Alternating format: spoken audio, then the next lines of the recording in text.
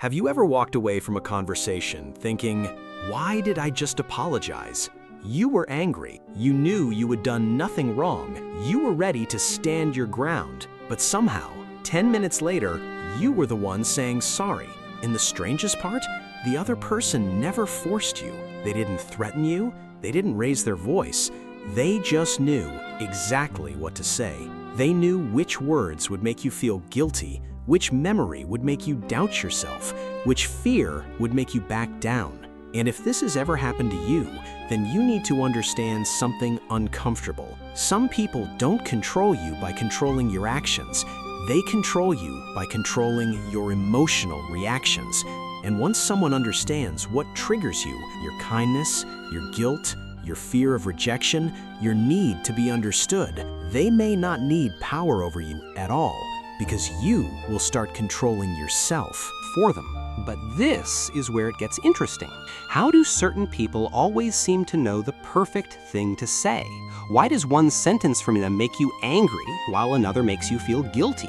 And why do intelligent people often fall for emotional manipulation even when they know something feels wrong? To understand that, we need to look at something most people never notice. Manipulation rarely begins with control. It begins with observation. Imagine you have a close friend. At first, everything feels normal. You talk, you laugh, you share personal things. Maybe one night you tell them about your childhood. You tell them how much you hate disappointing people. You explain that you always feel guilty when someone is upset with you. You tell them that losing people scares you. At the time, it feels like connection, and sometimes it is. But here's the difference between a healthy person and a manipulative one. A healthy person hears your vulnerability and treats it with care. A manipulative person may hear your vulnerability and quietly memorize it. Not necessarily immediately. They wait. And then one day, you disagree with them. You finally say no. You finally set a boundary. And suddenly they say, wow, after everything I've done for you, this is how you treat me? Now think about what happens inside your mind. You wanted to discuss one simple issue, but suddenly you're reviewing your entire relationship. You start remembering favors, good moments, things they did for you. And before you know it, the conversation is no longer about what they did. It's about whether you're a bad person.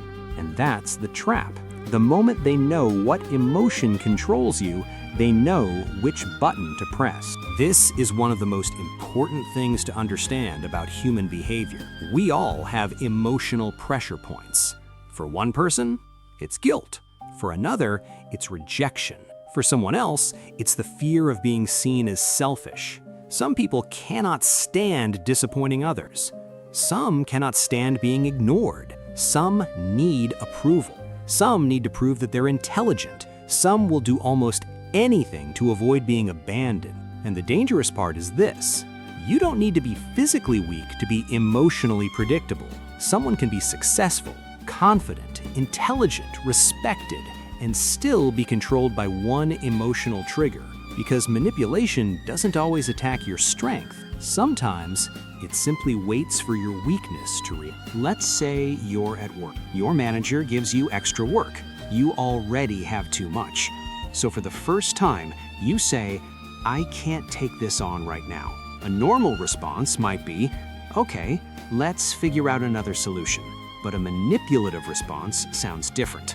I thought I could count on you. That's it. Just one sentence. And suddenly, the request is no longer about workload. Now it's about loyalty, about whether you're a team player, about whether you're letting people down. And because you care about being responsible, you start feeling guilty. So you accept the work again and again. Eventually, they don't even have to pressure you. You pressure yourself. And that's one of the deepest forms of psychological control. When someone understands your emotional patterns so well that they can predict your behavior before you make a decision. But there's another layer, because the words themselves are often not magical. The same sentence can have absolutely no effect on one person and complete power over another. So why does it work? Because manipulation is personal. A manipulative person is often looking for patterns. They notice what makes you defensive. They notice what makes you explain yourself. They notice what makes you apologize. Think about an argument you've had with someone difficult. Maybe you said, "That's not what I meant." And instead of discussing the actual issue, they said, "You're always making excuses." So you start explaining, then explaining more, then defending your intentions, then defending your character. And suddenly, you're trapped. Because now you're trying to prove something that can never be fully proven. That you're a good person, that you had good intentions, that you're not selfish, that you're not the villain. And the more you try to prove it, the more power the other person has over the conversation. This is where most people get it wrong. They think manipulation works because the manipulator is smarter. Not always. Often, manipulation works because you are reacting faster than you were thinking. Take relationships. Imagine your partner is clearly upset about something. You ask what's wrong. They say, "Nothing." You ask again, "Seriously, what's wrong?" Still, nothing. But now they're distant, cold, different. So you start searching your memory. Did I say something? Did I forget something? Did I do something wrong? And eventually, you apologize. Not because you know what you did, but because you want the discomfort to stop. And that's another emotional trigger. The fear of emotional disconnection. Some people cannot tolerate tension. The moment someone becomes cold, they panic. They will apologize, chase, explain, compromise, even when they did nothing wrong. Now imagine someone realizes this pattern. Every time they withdraw emotionally, you come running. Every time they become distant, you give up your position. Every time they act hurt, you abandon your boundary. At that point, emotional withdrawal can become a tool of control, not because silence itself is manipulation, but because they have learned exactly what your reaction will be. And that should make you ask a very uncomfortable question. How predictable am I when I'm emotional? Because this is where real power begins. Not with becoming cold, not with becoming paranoid, not with distrusting everyone. Real power begins when you become aware of your own emotional patterns. If someone says, "You've changed," why does that affect you? If someone says, "I guess I'm not important to you anymore," why do you immediately feel guilty? If someone ignores you, why do you feel the need to chase them? If someone criticizes you, why do you immediately start defending yourself? Every emotional reaction is information, and if you don't understand that information yourself, someone else eventually might. There is a reason certain arguments feel impossible to win. You enter the conversation with facts, but the other person changes the battlefield. You say, "You lied to me." They say, "So you think I'm a terrible person?" You say, "You crossed a boundary." They say, "After everything I've sacrificed for you?" You say, "I need some space." They say, "Fine, just leave like everyone else." Notice what happened. The original issue disappeared. Now you're dealing with guilt, fear, pity, defensiveness, and the conversation has moved away from behavior toward emotion. This doesn't mean every emotional response is manipulation. People can genuinely feel hurt. People can genuinely misunderstand you. That's why you shouldn't diagnose everyone as a manipulator, but you should notice patterns. One emotional sentence is not proof. A repeated pattern of emotional pressure is different, especially when every disagreement somehow ends the same way. They hurt you, you raise the issue, they become the victim, you apologize, and nothing changes.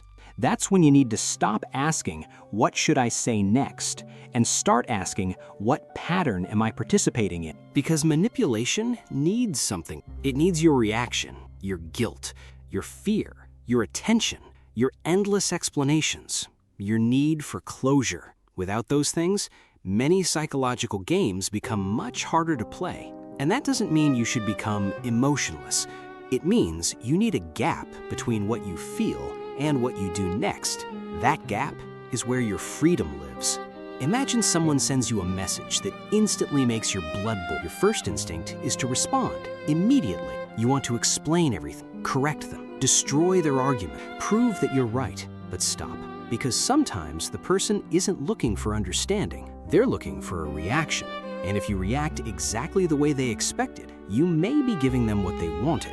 This is why emotional control is not about never feeling anger. It's about refusing to let someone else choose what you do with it. Feel angry, but don't let anger write your message. Feel guilty, but don't immediately assume guilt means you're wrong. Feel afraid, but don't let fear make every decision. Your emotions are signals. They are not always instructions. And that brings us to the first rule. Rule number 1, delay your reaction.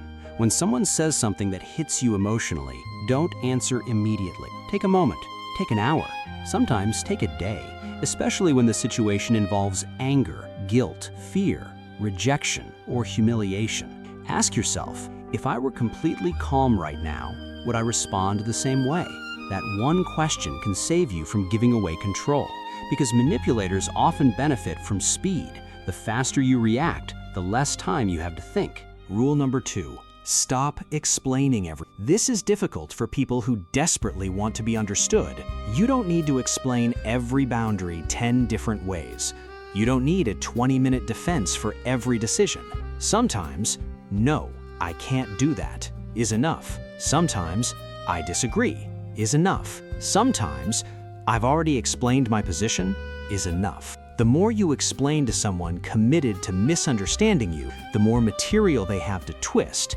Clarity is powerful. Over-explaining can become a trap. Rule number 3, identify your emotional button. Ask yourself honestly, what sentence works on me every time? Is it, you've changed? You're selfish? I thought you cared. Everyone leaves me. I guess I just don't matter to you? What makes you immediately abandon your position? Write it down. Because once you can see your emotional button, it's much harder for someone else to secretly press it. Awareness doesn't make you invincible, but it makes you less predictable, and unpredictability can protect you from people who depend on controlling your reactions. Rule number 4, watch what happens when you say no. This may be one of the fastest ways to learn about someone's relationship with control. Say no to something reasonable. Set one boundary. Don't over-explain it. Then observe. Do they respect it? Do they try to understand? Or do they become angry, guilty, cold, mocking? Do they suddenly act like you're a completely different person? A boundary doesn't automatically reveal someone's true character, but repeated reactions to your boundaries reveal patterns, and patterns tell you more than promises. Rule number 5, don't confuse guilt with responsibility. This one can change your entire life. You can feel guilty and still have done nothing wrong. Someone can be disappointed in you, and you can still have made the correct decision. Someone can be angry with you, and you can still be allowed to say no. Their emotional reaction is not automatic proof that you are responsible for fixing it. Read that again. Someone else's disappointment is not always your responsibility, and people who understand this become much harder to control because guilt no longer works automatically. Now let's go back to the beginning. Remember that moment? You walked into a conversation knowing you had done nothing wrong, but somehow you walked out apologizing. Maybe it happened because someone changed the subject. Maybe they made you feel selfish. Maybe they reminded you of everything they had done for you. Maybe they went silent. Maybe they acted hurt. Maybe they knew exactly which version of you would react. The version of you that hates conflict. The version that wants everyone to be happy. The version that cannot tolerate being misunderstood. The version that will sacrifice peace of mind just to end an uncomfortable conversation. But here's the deeper truth. You cannot stop people from trying to manipulate. You cannot control what they say. You cannot control which emotional buttons they try to press. But you can learn to recognize the moment it happens. That moment when your heart starts racing, when guilt appears, when anger takes over, when you suddenly feel desperate to explain yourself. That's your signal. Pause. Don't immediately fight. Don't immediately surrender. Don't immediately apologize. Think, because the person who controls your emotions can influence your decisions. But the moment you create space between the trigger and your reaction, something changes. You become harder to control, not because you became cold, not because you stopped caring, but because your emotions no longer automatically belong to the person standing in front of you. And maybe that's the real lesson. The most dangerous words are not always the loudest ones. Sometimes they're quiet, personal, perfectly chosen, designed to make you react before you have time to think. So the next time someone says exactly the thing that hits you where it hurts, don't just ask, why would they say that? Ask something more important. Why did that work on me?